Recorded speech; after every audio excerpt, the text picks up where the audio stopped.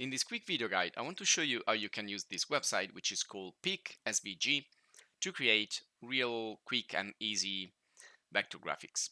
So this is totally free website. The only limit is that you have 4 megabytes to upload, and you can use JPEG, GIF, and PNG images.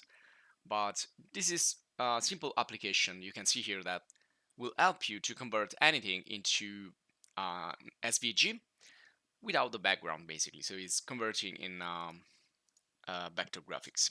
So after you convert this, you will get a SVG file that you can use for graphic design or like logo design. You can perhaps use it to simplify your images and use them for vector graphics or like logos and well, anything that can be useful, and you can apply this. You can also bring this into Adobe Illustrator or another vector graphic software, and by changing these solutions here or options, you can see different results of the conversion. So you can play a little bit with this couple of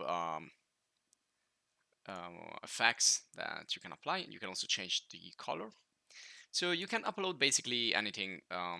For example, here I have a rendering of a motorcycle, so if I open that, it's gonna create me this nice logo. Then I can also see this a little bit more closer with this I don't know, kind of visualization part. And you can see here you can save more than one SVG, and then you can download them using this button here or by clicking download SVG.